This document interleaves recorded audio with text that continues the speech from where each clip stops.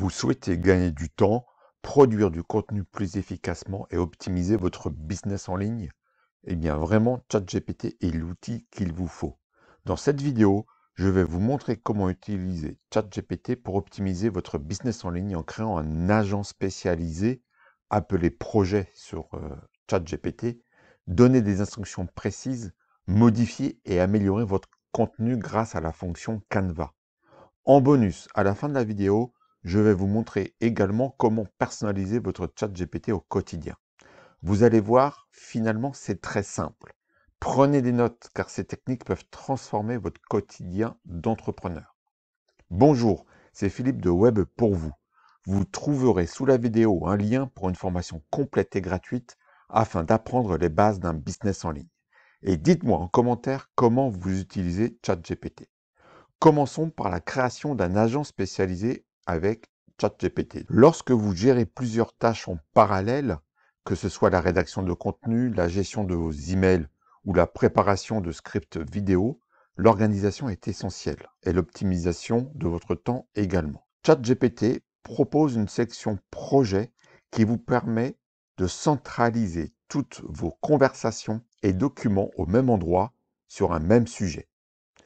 Pourquoi c'est utile? Vous ne perdez plus de temps à rechercher vos anciennes discussions. Vous pouvez structurer vos idées et suivre l'évolution de votre travail de rédaction. Et surtout, vous pouvez lui donner des consignes sous la forme d'un pré-prompt ou d'un contexte ou des instructions qui s'appliqueront à toutes ces réponses dans le cadre du projet créé. Et ça, c'est vraiment génial. Je vais vous montrer tout de suite comment faire. Donc ici, vous avez projet et vous pouvez créer donc, avec le petit plus, un nouveau projet. Vous donnez un nom à votre projet. Par exemple, je vais l'appeler Emailing Tuto YouTube et vous créez tout simplement le projet. Vous allez, il va mouliner un petit peu, voilà, pas trop longtemps. Et vous avez donc une fenêtre de prompt comme habituellement, mais surtout vous avez ici ajouter des instructions. C'est ce qui correspond en fait à un contexte ou à un pré-prompt. Vous ouvrez et ici vous allez pouvoir préciser les instructions générales, voire très détaillées, qui s'appliqueront à toutes les interactions au sein de ce projet. Vous pouvez donc donner des consignes très détaillées, comme un style ou un ton d'écriture, le nombre de mots souhaités pour un article de blog, par exemple, ou encore lui demander de vous poser certaines questions spécifiques en retour par rapport à des mots-clés ou je ne sais quoi. C'est extrêmement puissant. Alors, je vous ai préparé, pour ne pas perdre de temps dans cette vidéo, un contexte assez simple, mais vous pouvez tout à fait l'enrichir. Je vous donne juste quelques éléments. Agis comme un copywriter expérimenté spécialisé en business en ligne. Donc là, je lui donne le contexte, comment il va agir. Tu vas écrire un email, donc ça c'est ce que je lui demande, l'action qu'il va faire de la rédaction. Utilise les techniques de copywriting, de storytelling et psychologique pour captiver l'attention du lecteur de l'email. Je lui donne quelques consignes de style et de ton. Les phrases doivent être courtes, percutantes, provoquer le lecteur, le pousser à la réflexion. Le ton doit être amical sans être familier. Je lui dis d'écrire en français, d'utiliser le tutoiement, etc., etc. Vous avez compris le principe.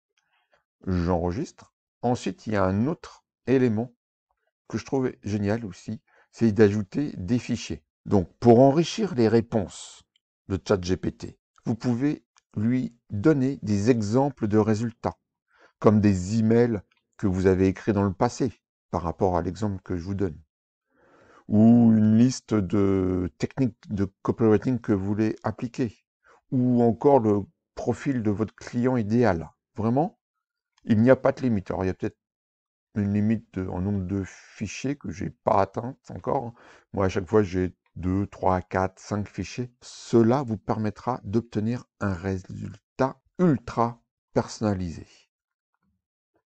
Ensuite, donc, vous pouvez tester votre projet en lui posant quelques questions pour voir comment il réagit aux consignes et ajuster votre prompt contextuel, enfin, au niveau des instructions, ou vos documents sources en fonction du résultat. Je peux, par exemple, lui demander « Rédige un email. Voilà, pour ne pas perdre de temps, je vous l'ai mis directement. Et vous lancez. Donc là, le résultat, comme j'ai pas mis de fichier, j'ai pas super travaillé l'instruction, et il va, voilà, me créer, me rédiger un email. Et comme vous le voyez, ou comme on va le voir plus tard dans la vidéo, franchement, ça tient la route. Donc l'un des pièges fréquents avec ChatGPT est de fournir des consignes trop vagues et d'obtenir un contenu générique. Si vous souhaitez des résultats de qualité, apprenez à bien rédiger l'instruction de votre projet ou plus généralement les prompts. Il y a vraiment 3 règles d'or pour rédiger des instructions efficaces ou des prompts efficaces. Ne dites pas par exemple rédige un post LinkedIn, mais vraiment soyez beaucoup plus précis. Rédige un post LinkedIn percutant sur l'importance du storytelling en business avec un ton engageant et un appel à l'action à la fin et s'adressant à tel ou tel type de client. Donc, être précis. Indiquez bien ce contexte, hein, comme je viens de vous le dire. Qui est votre audience? Le ton souhaité et le format idéal. Et si vous avez des exemples, donnez des modèles de texte ou d'approche que vous appréciez pour affiner le résultat. Un autre exemple, au lieu de dire « donne-moi des idées d'articles », demandez « générer 5 idées d'articles de blog sur le marketing digital, optimiser SEO et ciblant les entrepreneurs débutants », et puis en citant le mot-clé que vous visez, par exemple. Alors, l'autre fonctionnalité géniale de ChatGPT, je trouve, c'est Canva. Si vous souhaitez peaufiner un texte généré par ChatGPT, comme ici, cet email. Donc, pourquoi utiliser Canva, que je vais vous montrer dans quelques instants? Vous pouvez modifier en temps réel votre texte sans repartir de zéro, sans lui redonner un prompt où il va tout réécrire, tout refaire, et parfois même changer votre texte. Vous pouvez optimiser le ton et donc la structure, et transformer un texte en un message encore plus percutant. Et vous pouvez, grâce à Canva, améliorer que certaines parties sans toucher au reste du contenu. Vous apportez vraiment votre patte au texte. Donc, ici, on a en exemple un texte d'email. Je vais l'ouvrir sous Canva. C'est tout simplement avec cette icône, vous voyez, modifier. Je clique dessus. Il va m'ouvrir une fenêtre de travail plus grande. Et ici, vous avez toujours votre vos prompts, et vous pouvez toujours lui poser des questions en dehors du texte. Vous avez également la possibilité, dès le démarrage du projet, je vais retourner ici, dès le démarrage, si on recommence, je peux lui demander directement de l'ouvrir sur Canva. Je pense que vous pouvez également le mettre dans l'instruction de dire d'ouvrir le résultat sous Canva. Donc là, si je remets la consigne qu'on a donnée tout à l'heure, enfin le prompt, que vous pouvez travailler beaucoup plus, hein, c'est pour l'exemple de la vidéo, je recommence et il va me l'ouvrir. Bon, il le rédige, hein, j'aurais pu copier-coller, mais il va l'ouvrir sous Canva. Vous voyez, la fenêtre s'est agrandie et vous avez le prompt à côté. Là, donc, vous pouvez toujours faire comme ça.